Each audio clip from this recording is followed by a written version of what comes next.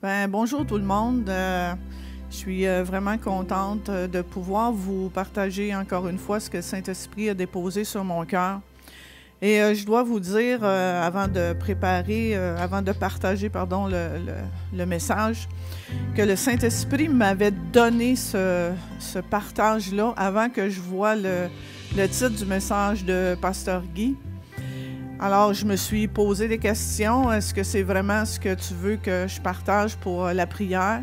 Mais finalement, oui, c'est vraiment ce que le Saint-Esprit a déposé sur mon cœur. Puis je me suis dit, si le Saint-Esprit prend la peine d'aller dans cette direction-là, c'est qu'il y a vraiment un message pour chacun de nous qui est important que nous soyons attentifs à ce qu'il veut nous dire. Alors, le titre ce soir de ce partage, c'est « Prépare-toi ». Et pour commencer, j'aimerais qu'on regarde ensemble la parole de Dieu. Une parabole que j'imagine on connaît un peu tous, mais on va quand même prendre le temps de la lire ce soir dans la version Semeur. C'est Matthieu 25, versets 1 à 13. Ce jour-là, il en sera du royaume des cieux comme 10 jeunes filles qui prirent leurs lampes et s'en allèrent à la rencontre du marié. 5 d'entre elles étaient insensées, les 5 autres étaient avisées. Les jeunes filles insensées prirent leurs lampes sans penser à emporter de réserve d'huile, mais celles qui étaient avisées prirent avec leurs lampes des flacons contenant de l'huile. Comme le marié se faisait attendre, elles s'assoupirent toutes et finirent par céder au sommeil. À minuit, un cri retentit « Voici l'époux! Allez à sa rencontre! » Toutes les jeunes filles se levèrent et préparèrent leurs lampes. Alors les jeunes filles insensées s'adressèrent à celles qui étaient avisées. « Donnez-nous de votre huile, car nos lampes sont en train de s'éteindre. » Mais celles-ci leur répondirent, « Non, il n'y en aurait jamais assez pour nous et pour vous. Courez plutôt vous en acheter chez le marchand. » Elles partirent en chercher. Pendant ce temps, le marié arriva. Celles qui étaient prêtes entrèrent avec lui dans la salle de noces et l'on ferma la porte. Plus tard, les autres jeunes filles arrivèrent à leur tour, mais elles eurent beau crier, « Seigneur, Seigneur, ouvre-nous! » Il leur répondit, « Vraiment, je vous l'assure, je ne sais pas qui vous êtes. C'est pourquoi, ajouta Jésus, tenez-vous en éveil, car vous ne savez ni le jour, ni l'heure de ma venue. » Et on peut entendre toutes sortes de choses. Et ce que j'avais à cœur, ce qui venait dans mon esprit, c'est un peu une comparaison avec ce qu'on vit présentement de la pandémie sur le coronavirus. Quand ça a commencé en Chine, c'est loin de nous. C'est loin, ça. Nous, au Québec, probablement la majorité des gens ne pensaient pas que ça arriverait jusqu'ici, au Québec, avec cette ampleur-là. Et il y en a qui y croient, il y en a qui y croient pas. On entend toutes sortes de théories de complot, mais je suis pas là pour partager sur ce qui est vrai, ce qui est faux. Mais ce que je veux dire dans ça, c'est qu'on n'était pas préparés. On ne s'attendait pas à ça. On n'était pas préparés. Le Québec n'était pas préparé. Même le premier ministre, M. Legault, l'a dit. On n'était pas préparés à ça. Mais c'est arrivé. Et c'est pas parce qu'une chose, qu'on n'y croit pas ou qu'on a toutes sortes de théories que cette chose-là n'arrivera pas. Alors, c'est arrivé et c'est ce qu'on vit encore actuellement au Québec. Mais ici, il y a beaucoup plus que le coronavirus, là. C'est une question d'éternité. C'est où vais-je passer l'éternité? La parole de Dieu nous dit aussi dans Éphésiens 5, verset 27. Jésus dit, afin de faire paraître devant lui cette Église glorieuse, sans tache ni ride, ni rien de semblable, mais sainte et irrépréhensible, digne de Dieu et irréprochable, dans une autre version que ça nous dit. Alors, c'est un temps, c'est pas parce qu'on se rencontre pas à l'église, qu'on n'a plus de réunion, c'est pas un temps pour se relâcher. C'est un temps, je pense, précieux durant un peu encore confinement, en tout cas du temps qu'on ne peut pas encore se rencontrer. Mais c'est un temps, je crois, pour rentrer en nous-mêmes. C'est un temps pour laisser Dieu sonder nos cœurs, pour être vraiment prête et prêt pour le retour de Jésus. Et c'est pas une chose à négliger. C'est pas le temps de se relâcher. C'est pas le temps de s'endormir, ni même de s'assoupir. c'est le temps de veiller, c'est le temps d'être vigilant. C'est le temps de dire, comme David dans le psaume 139, « Sonde-moi, ô Dieu, connais mon cœur. Éprouve-moi, connais mes pensées. Regarde si je suis sur une mauvaise voie et conduis-moi sur la voie de l'éternité. » Et c'est important de dire au Seigneur, de demander à Dieu de sonder notre cœur, de connaître nos pensées. Parce que notre cœur, il peut nous jouer des tours des fois. On peut justement un peu s'endormir. Et je réalisais aujourd'hui, cette semaine, comment des fois il y a des choses dans notre vie qui doivent être enlevées, qui ne plaisent pas à Dieu.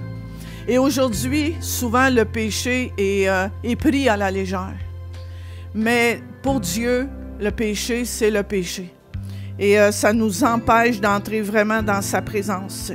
Alors que durant ce temps qu'on a encore, peut-être plus isolé, peut-être un petit peu plus à part, mais qu'on profite de cette période-là vraiment pour demander à Dieu de sonder notre cœur, pour être justement cette Église glorieuse, sans tache, ni ride, ni rien de semblable. C'est-à-dire digne de Dieu, irréprochable. Alors qu'on puisse vraiment avoir un cœur qui est disposé à changer, à laisser le Saint-Esprit nous travailler pour que s'il y a des choses, des fois, ça peut être des petites choses nous, on croit que pas grave, mais qui déplaisent à Dieu, qui ne serait pas, qu'on pourrait pas dire que c'est irréprochable. Et tant que nous allons être justement ici-bas, dans cette marche chrétienne, dans ce processus, il y a toujours des choses qu'on va devoir améliorer, qu'on va devoir abandonner, on a besoin justement d'être toujours plus en plus purifié par le sang de Jésus pour être prête lors du retour de Jésus-Christ. Et c'est pourquoi il dit « Tenez-vous en éveil ». Car vous ne savez ni le jour ni l'heure de ma venue. Alors, je répète comme David a dit, « Sonde-moi, ô Dieu, connais mon cœur, éprouve-moi, connais mes pensées. Regarde si je suis sur une mauvaise voie et conduis-moi sur la voie de l'éternité. » Et demandons au Seigneur de ne pas être séduit.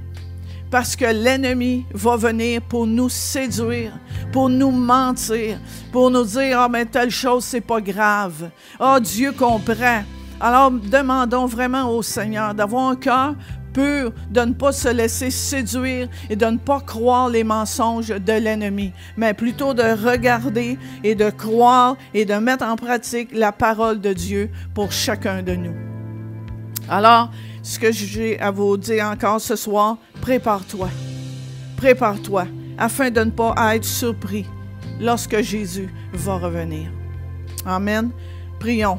Alléluia. Alors, Père Céleste, oh, je te bénis pour la grâce que nous avons de te connaître, Seigneur. Et Seigneur, tu nous dis que nous ne savons ni le jour ni l'heure de ton retour. Mais ce que nous savons, c'est que tu vas revenir. Et je te prie ce soir, afin que chacun de nous soyons attentifs et réceptifs à ce que tu veux faire dans chacun de notre vie, dans notre cœur, afin qu'on puisse, Dieu, s'approcher toujours plus près de toi, afin d'être toujours plus en communion avec toi, afin que nous ayons, Seigneur, cette sensibilité à ton esprit, Seigneur. Que nous ne soyons pas trouvés endormis, même assoupis, mais que nous soyons réveillés, que nous soyons constamment en éveil et vigilants afin de ne pas être trompés par le diable et ses démons, afin de ne pas être séduits, mais plutôt d'être, Dieu, conduit par ton esprit, dans ta parole, dans toute la vérité, afin que nous soyons fortifiés à tous égards, Seigneur. Dieu bénit chaque personne qui écoute ce message ce soir, Seigneur. Bénis-les, Seigneur. Relève-les. Inspire-les, Seigneur, au travers de Dieu, ta parole, Seigneur, qui est la vérité et la vie, Seigneur. Alors, je prie au nom puissant de Jésus. Amen et Amen.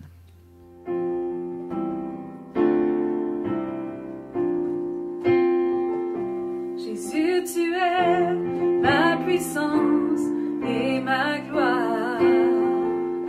Jésus, tu es ma puissance et ma gloire. Tu es le seul Seigneur qui aime mon cœur. Jésus, tu es ma puissance et ma gloire. Jésus, tu es mon refuge et ma force. Jésus, tu es mon refuge et ma force. Tu es le seul Seigneur qui aime mon cœur. Jésus, tu es mon refuge et ma force. Jésus, tu es mon espoir et ma vie. Jésus, tu es mon espoir et ma vie. Tu es le seul Seigneur qui aime mon cœur. Jésus, tu es mon espoir et ma vie. Jésus, tu es mon refuge et ma force. Jésus, tu es mon refuge et ma force.